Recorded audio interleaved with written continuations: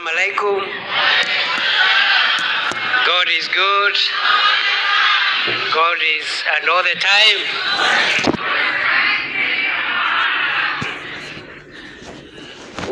Okay. What a wonderful day to end the day. What a wonderful way to end the day. Sasa Waziri Joe wako amenitayarisha. Ndio umeona nimezubaa kidogo hapa, sikuwa ninajua nitacheza. But next time I will be more prepared. So naomba msamaha. Next time I will be more prepared. I will dance properly. Leo tumezunguka, tulianza asubuhi kule Nairobi. Pia tukaenda kule Trans Nzoia, the Kenya-Uganda border. Tukarudi Kwale, sasa tuko Mombasa. Tunashukuru Mungu kwa nchi yetu nzuri. Nataka niseme hivi kwa ufupi. Kwanza kabisa, nichukue nafasi hii kuwashukuru vijana wote, waume, wa kike, wote, vijana wote walio hapa kwa kufanya uamuzi wa kushughulikia maisha yenu na kuwa na mwelekeo na msimamo wa kujua ya kwamba kile unachofanya sasa ndicho kufaidi na ndicho hakikisha kwamba siku ya kesho na kesho kutwa na siku zote za usoni zitakuwa salama kwako. Ukiwa kijana leo, ndio ukuwe mtu mzima kesho, ukuwe mzazi kesho, na pia upate wajukuu. What you're doing today is what will impact on what will happen to you tomorrow, as you look forward to establishing families and also going into the future. Nataka niwashukuru sana. I am so impressed. I cannot express the kind of gratitude and joy and fulfillment that I have after listening to the young people, some of whom who have spoken here and the others who spoke during the presentation up in the boardroom. Ya pili, nichukue nafasi hii kumshukuru sana ndugu yetu Mohamud Nur.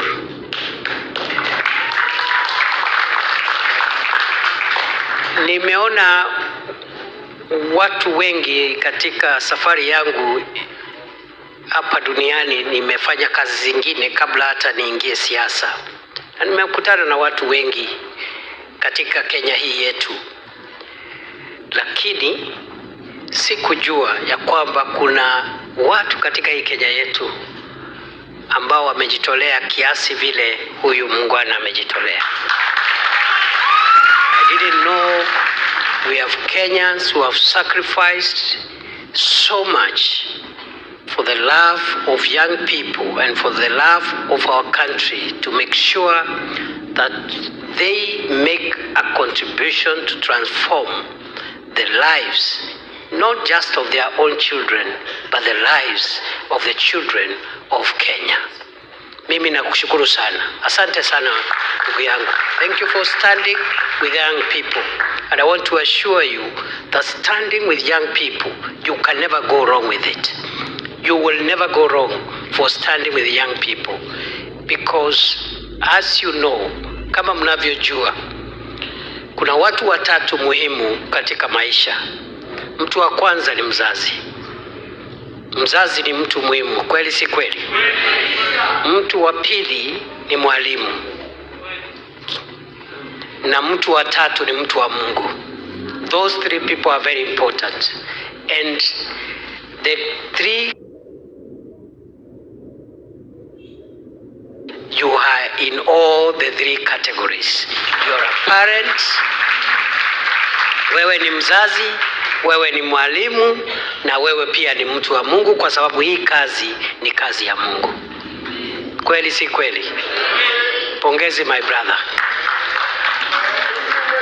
Vile vile ni shukuru wale wote ambao wamewezesha kituo hiki kiimarike, kifike mahali hapa kwa kusupport ruwaza ya ndugu yetu, those who have supported the vision of our brother, starting with my friend, my brother, former Governor 001, Waziri Ali Hassan Joho. My brother, I thank you because the testimony we have had here is that you are one of the first people who partnered with our brother here and all these young people to make the foundation on which this ICT hub is built.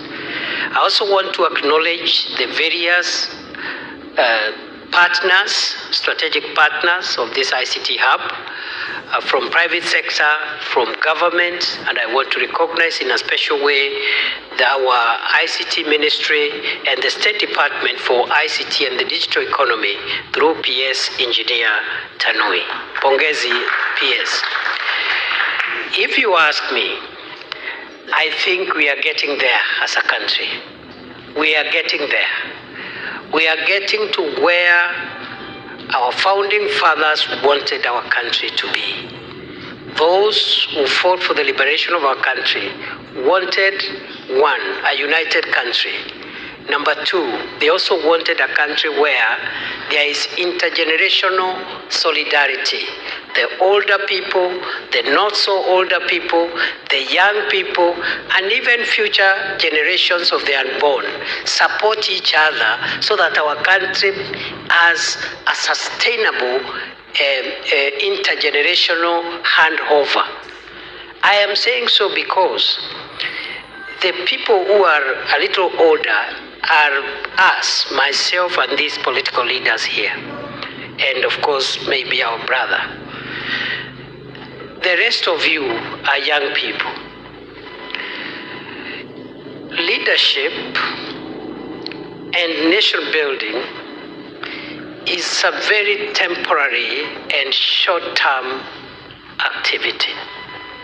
There is very little that those of us who have reached where God has put us now have left. Our investment, if we want Kenya to stand, if we want Kenya to remain strong and united and prosper, we must prepare these younger people so that they take over the roles we are assuming today, because we will not be here for all the time. True or false? Sisi hatutakuwa hapa milele. Kuna wengine wamekuwa katika nafasi hizi, muda wao umekwisha, wamestaafu, wametoka katika nafasi hizi. So we have a duty as government, as leaders, as parents, to make sure that the things we want these young people to do, we facilitate them, empower them, mentor them, and make it possible for them to realize their dreams. And therefore, as I stand here, I'm a very proud Kenyan. I'm a very proud parent. I see the future of our country is secure. When we have young people dreaming and envisioning a society where people thrive, not because they know other people, not because they are related to this one or the other one, but they thrive because they have talent and there is something God has deposited in each one of you. When we have that kind of society, that kind of generation, we are sure the future of our country is secure. Niseme, I want to say that President Ruto, who is out of the country, his dream and vision is to make sure that we solidify not just the unity of our country, but we solidify intergenerational capacity and solidarity support to ensure that tomorrow other younger Kenyans can take over leadership and the roles that those who are here today are playing. That is why I want to explain two things about the unity of our country and how we should stay together, the people of Mombasa, the people of Kisumu, the people of Marsabit, the people of Kajiado, all our 47 counties. We are unique. Each county is unique. Our cultures could be a bit unique, but all of us are children of one mother called Kenya. And one of us, no part of this country can succeed if the other part is not succeeding. That is why President Ruto, after winning the election, reached out to his competitor in the last election. And I am proud today when I see this gathering here of leaders, because it would not have been possible if President Ruto and Prime Minister Raila Odinga did not put aside personal differences, personal ambitions to unite the country so that we can realize our full potential. So mimi nashukuru sana. I am a believer in national unity, a very strong believer that we cannot realize our potential until we are a united country. The second issue that President Ruto believes in outside national unity is that this country has achieved a lot of milestones. Our forefathers fought for independence. Later on, we had another struggle for the liberty and the freedoms that we enjoy today. The third struggle that this administration and all of us are trying to rally the country to overcome is the struggle against poverty, against need, and against distinction.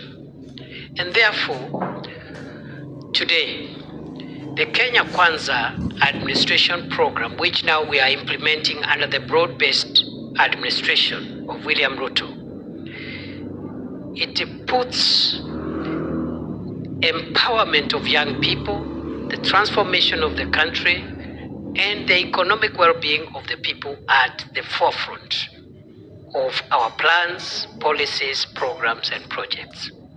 That is why we believe that we will lift Kenya, every part of Kenya, by transforming the value chains that are available in the different regions. And for the people of Mombasa, God placed the ocean next to you for a purpose. And therefore, the greatest resource we have as the people of Mombasa, the people of the coast, and Kenyans generally, because of our shared heritage, is the blue economy. We want to transform the blue economy, as Waziri has said. And today, the minister who is in charge of all the blue economy resources of Kenya, mining, maritime affairs, is none other than our son, our brother, Ali Hassan Joho. I see no reason why, going forward, this blue economy value chain should not be able to transform the well-being of the people of Mombasa.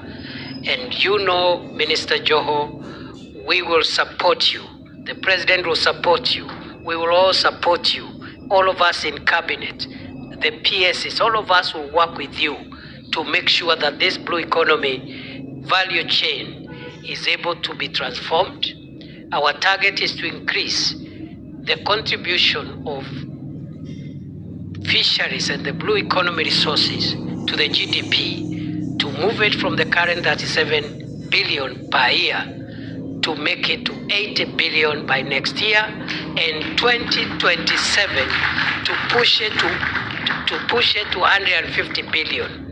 The full potential of the value chain is actually 300 billion. The things we are investing in, fish landing sites, fish factories, and all the other interventions we are doing are to make sure that this blue economy supports the people of Mombasa and the people of Coast Province. Then job creation.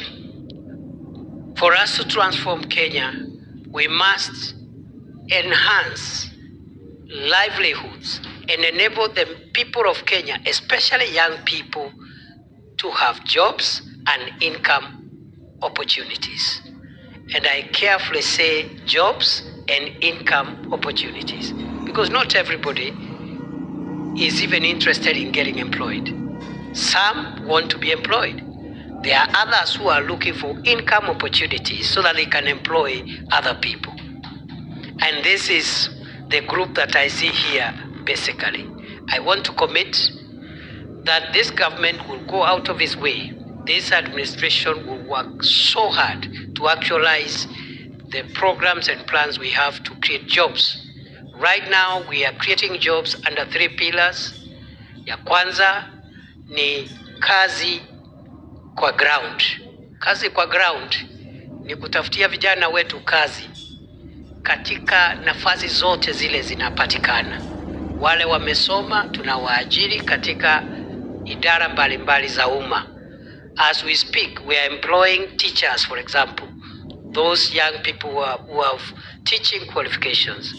Out of the 20,000 teachers we are employing at the moment, as we speak, 477 are from Mombasa County. We have other employment opportunities in the national government, in county governments.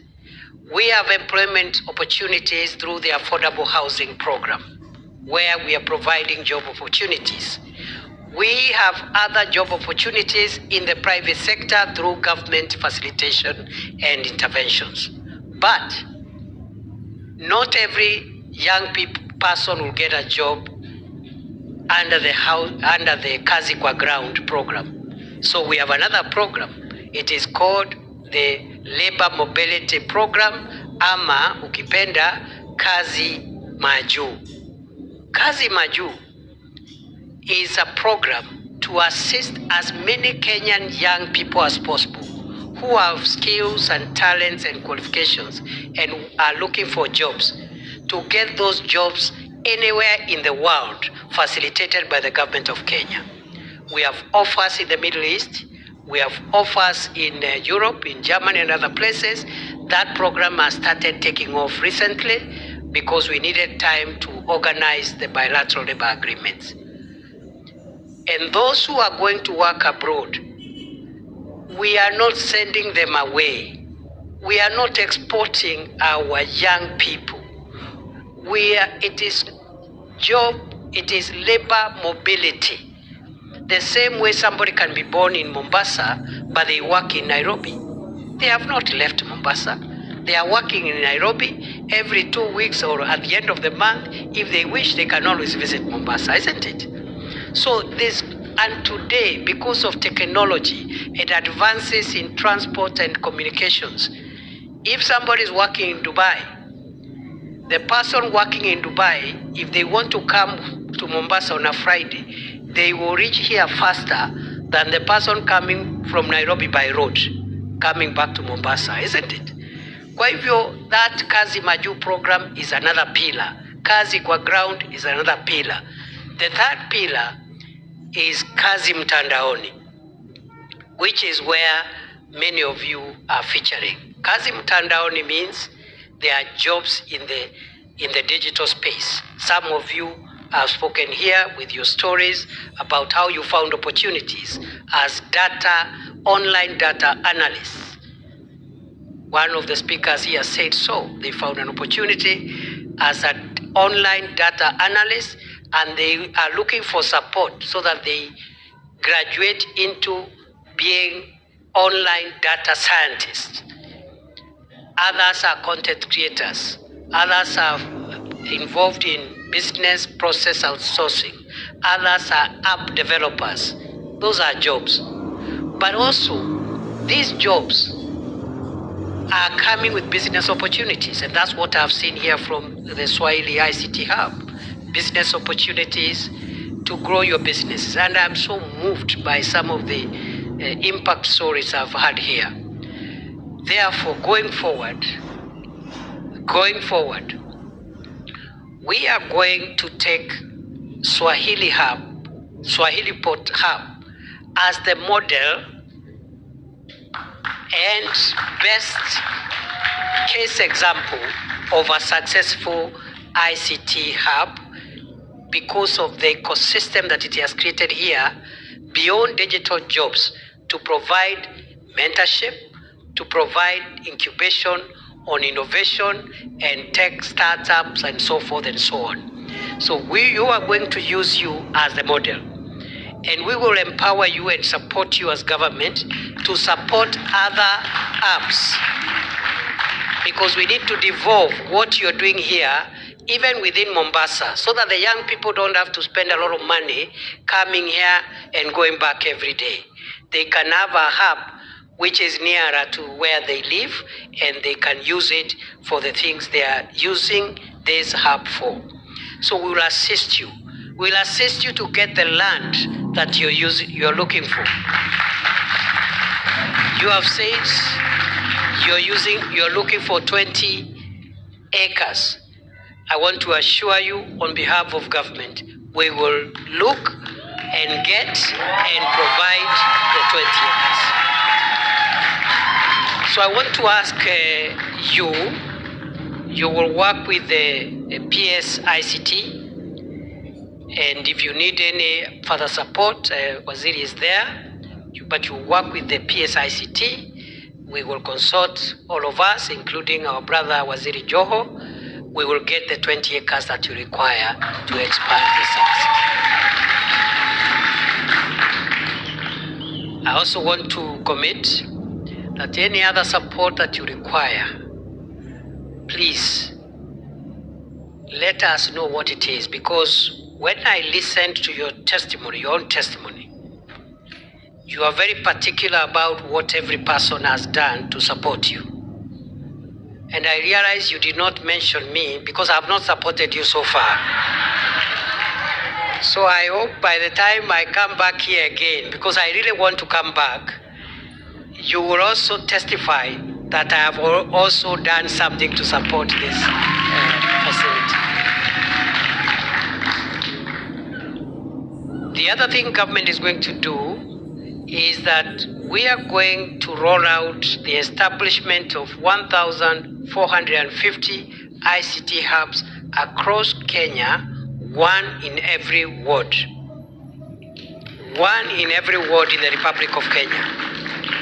We have had difficulties in rolling out that program. Some of them have begun, including those that we have established in TVET institutions. Around 272 hubs are operational, but we want to make sure that each constituency, working with members of parliament, in each constituency, every ward in Kenya has an ICT hub which can be incubated by a bigger ICT hub, which is the model along the lines of what we have here. So we can have maybe in a county or a constituency, one model one and one others which will lower one, which will be mentored by the model as ICT Hub Center. So we are rolling out that program. I think the first 100 will be launched as soon as I get back to Nairobi. I have already convened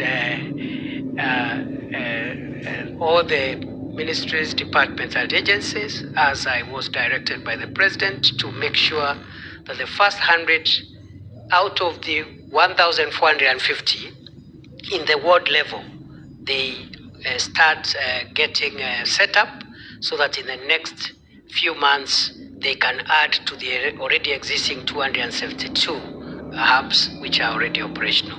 So going forward, we hope by 2027 we'll have reached that target, and the opportunities are immense. The opportunities are immense. And this is a testament that young people can power the country's future. I don't know of a nation that has been changed by old people. All the best ideas, even the great scientists who invented some of the most consequential scientific inventions, they did so in the years of their youth. And therefore, what the youth of Kenya require is mentorship, support, and encouragement. And they will change Kenya. But as I end, I want to give you a simple fatherly advice. Just fatherly advice. Because the potential is there. The hardware that will help you succeed is there. You have everything that you need. However, as a younger person, it is important that you allow to be mentored.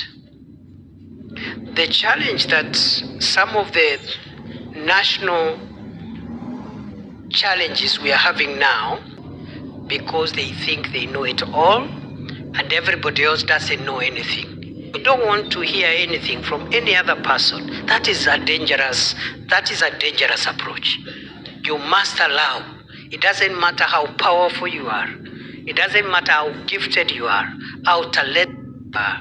You must allow to be mentored. There is no shortcut. It is a principle of life. All faiths, all religions, all philosophies, all cultures, place of mentorship by other people. That is the way. Even the children we give birth to, you bring them up, you help them, you pay school fees for them, you encourage them, you prophesy to them how they'll be great. Eventually they end up doing better than even their parents.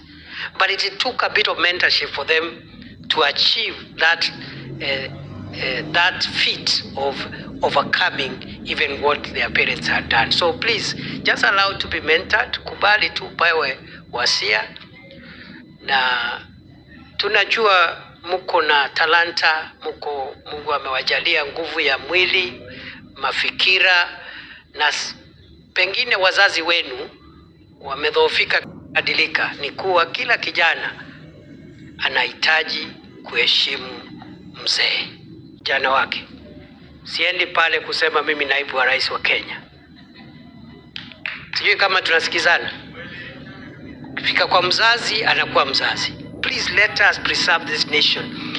You are an engineer, you are a content creator, you are an app developer, you have a bright future, but please submit to mentorship. That is the only missing link to help you unleash your full potential. Mnakubaliana na mimi? Mnakubaliana? Na washukuru sana. Hao walikuja mapema. We are sorry. We have done so many programs. We've come to the end of the program. So my brother, you will speak to PS. Then let me know all the support issues that you require from us, including the land issue. But also, I am tempted to also do a few other things. But sit down with the PS first, and then ukibaki utaambia hawa vile nimedecide, because nimesikia some of the testimonies here. These young people need a little support. Then you need a few more partners.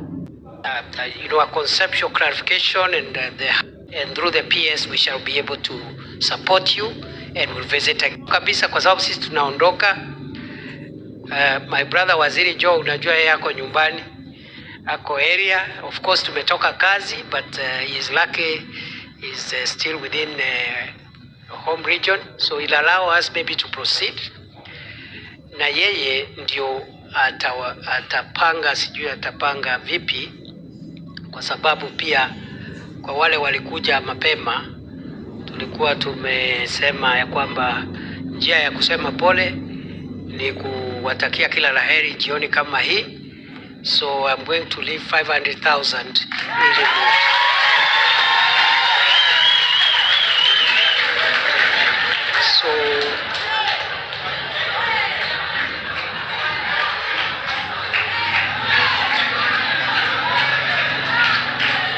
So hiyo tutaacha na mentor, si namna hiyo. Hiyo 1,500, hiyo 500,000 tunaacha na mentor. Hiyo tu ni ya kusema pole, tumekaa sana, upate kinywaji na Mungu awabariki. Thank you very much. God bless you.